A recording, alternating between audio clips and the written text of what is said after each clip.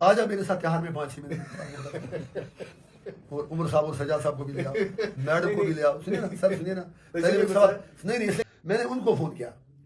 मैंने कहा बरकाती साहब के घर जाओ, उनसे कह दो आप बीरू और गांधरबल में से किस जगह लड़ना चाहते हैं, हम एक सीट पर आपकी सपोर्ट करेंगे। लाए उसको सामने, गलत होगा जो सजा मुझे दे दें। मैंने कहा उनसे कह दें एक सीट पर मैं आपकी सपोर्ट करूंगा, किस जगह लड़ना चाहती है। तो जनाब शाहिद इमरान साहब कुछ तो रहम कीजिए। जर्नलिस्ट वॉइस साहब वॉइसलेस होता है, इस वक्त मैं वॉइसलेस हूं क्योंकि मेरी बात मतलब कश्मीरी चलो कोई वो कहावत नहीं कहूंगा। तो सुनिए ना कहावत को लेके एक बवाल हुआ था। अरे सुन तो लीजिए ना, कोई बात नहीं, कोई बवाल नहीं है। I know my limitations, I know my red line कहाँ है। आई एम सिंसियर, मुझे किसी से सर्टिफिकेट नहीं चाहिए। मैं नहीं कहता मैं कोई देवता हूँ, लेकिन मुझे दिखा दें आपके मेरे गुस्सा क्यों होता है आपके चेहरे पे हमेशा? आजा मेरे साथ त्योहार में 5-6 मिनट और उमर साहब और सजाद साहब को भी ले आओ, मैडम को भी ले आओ। सुनिए ना सर, सुनिए ना, पहले एक सवाल नहीं, इसलिए नहीं है, इसलिए गुस्सा है क्योंकि इस कौम ने बहुत मुसीबत देखी है। कश्मीर के लोग दे डिजर्व सम मर्सी। अपने लोगों पे क्यों निकालते हैं? They deserve some mercy. नहीं, आप, मैंने किसी पर नहीं बोला, आप खामखा में लोगों का अटेंशन डाइवर्ट। पहले सवाल का जवाब, सीरियस अबाउट इट, पहले सवाल का जवाब पूरा कर। मैंने बरकाती साहब की बख्तर को बेटी को संदेशा भेजा मुफ्ती अशरफ के हाथ। मैंने सोचा वो आएंगी, अगर वो गांधरबल कहेंगी मैं अपने कैंडिडेट से कहूंगा पीछे रहो, बीरू में कहेंगी मैं पीछे रहूंगा। तब से आज तक मेरे पास कोई नहीं आया, कोई जवाब नहीं, सिर्फ मेरी किरदार खुशी, मेरे कैंडिडेट की किरदार खुशी। इसलिए उनसे मेरी गुजारिश है, वो मेरी बहन है, मुझे उनकी नीयत पर कोई शक नहीं। उनकी राही के लिए, उनके वालिद साहब की, उनकी वालिदा की राही के लिए, जिस तरह मैं औरों के लिए आवाज़ उठाता हूँ उनके लिए भी आवाज़ उठाऊंगा। और जो ये सवाल मुझसे कर रहे हैं कि उनकी राही के लिए आपको उसका साथ देना चाहिए था, मैं उन्हें ये कह दूंगा मेरी राही के लिए 5.5 साल उमर साहब, सजाद साहब, किसी और साहब ने एक बार भी आवाज़ नहीं उठाई। आज वो उनके हमदर्द कैसे होंगे।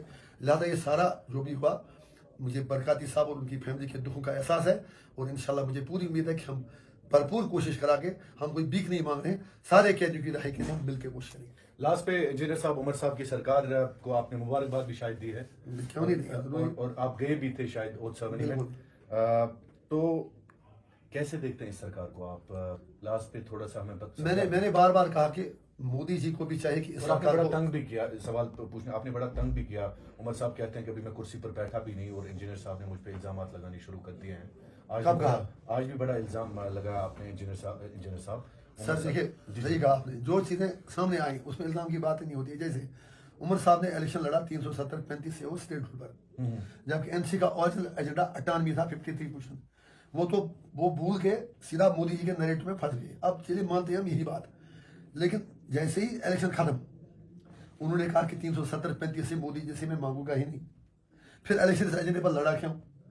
फिर उन्होंने कहा कि हम एक रेजोल्यूशन कैबिनेट में पास करेंगे 370-35 से और स्टेटहुड के लिए।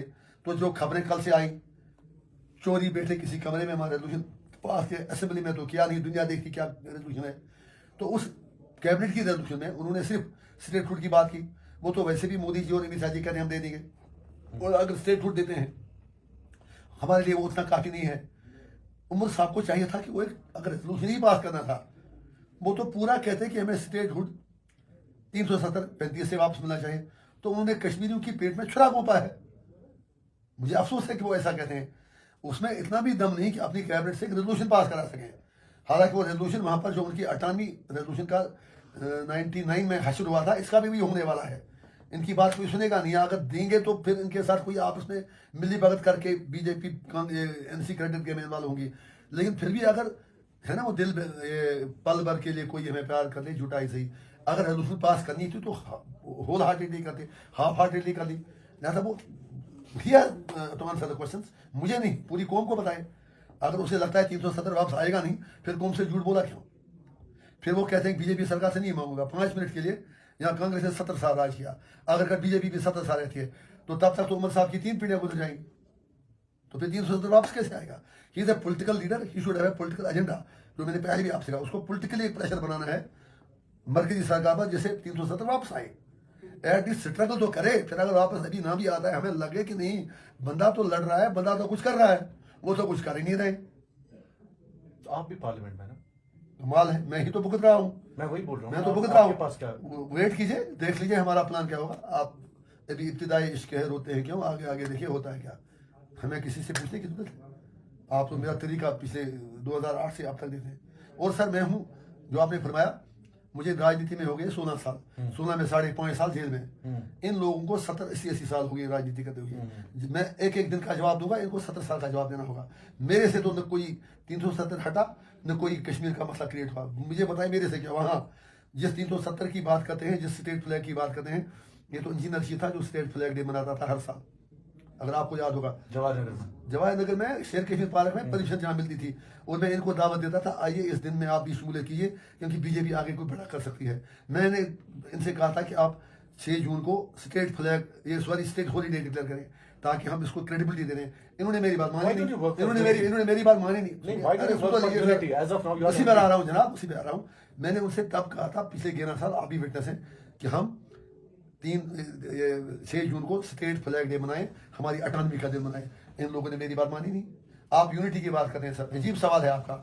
जेल में मैं था, इन लोगों ने गुप्कार अलायंस बनाया, क्या उन्होंने मुझसे पूछा आप इसमें आ जाओ? तो फिर यूनिटी आप उनसे पूछे, मुझे क्यों पूछते हैं? तो आप ही पहल करिए। सुनिए ना सर, आ रहा हूँ, क्या बोल रहे हैं आप? मैं किससे पहल करूँ? उन लोगों से जो अरविंद केजरीवाल से गले मिल रहे हैं, जो केजरीवाल हमारे मजाक उड़ा रहा है कि आपको यूटी बनाया गया, आपसे 370 छीना गया। ये तो इन्होंने उद्धव ठाकरे से हाथ मिलाया है, जो उद्धव ठाकरे मोदी के साथ 370 पर खड़ा था, उससे हाथ मिलाऊं। इन्होंने तो राहुल गांधी से हाथ मिलाया है। उस पे रूला साहब ने कहा उनको माफी मांगनी चाहिए। किनको? रोला साहब में दम है तो इस्तीफा दे दें नेशनल कॉन्फ्रेंस से। क्यों? डबल क्लास नहीं चलेगा। उमर अब्दुल्ला एक बात, रोला दूसरी बात। जब आप किसी पार्टी में हैं तो आपको ideology, they should speak on same line. या उमर साहब भी रोला की आइडियोलॉजी ले लें, और या रूला साहब भी उमर साहब की आइडियोलॉजी ले लें। ये एक दिल्ली को खुश करता है और एक कश्मीर को खुश करने की कोशिश करता है। और यही नेशनल कॉन्फ्रेंस की 47 से आज तक शान रही है, पहचान रही है। दिल्ली में एक बात, अफजल बेग साहब मरहूम सब रूमाल और पाकिस्तानी नमक दिखाते थे, और शेख साहब नेहरू के साथ मंतू शुदम तू मन शुदी मंदी गरम तू दीगरी कहते थे। इन्होंने हमारा बेड़ा ऐसे ही गर्क कर दिया। पहले मेरी बात सुनिए, मेरे पास कोई वो मीटर नहीं बना है। मैं उनसे ये कहता हूं, अगर उनका अपना जमीर एनसी में मुतमन नहीं है, अगर उनको लगता है कि एनसी एजेंडे से डिबेट हो रही है, जो खुद इशारा दे रहे हैं, तो उनकी जगह वहां पर नहीं है। हम उनके साथ मिलकर काम करने के लिए तैयार हैं। हम उमर साहब के साथ भी मिलकर काम करने के लिए तैयार हैं, लेकिन क्लियरिटी वो दिखाएं वो चाहते क्या है। इक़्तिदार, इक़्तिदार, इक़्तिदार, उसके आगे वो उनकी मंजिल क्या है उन्हें खुद भी मालूम है।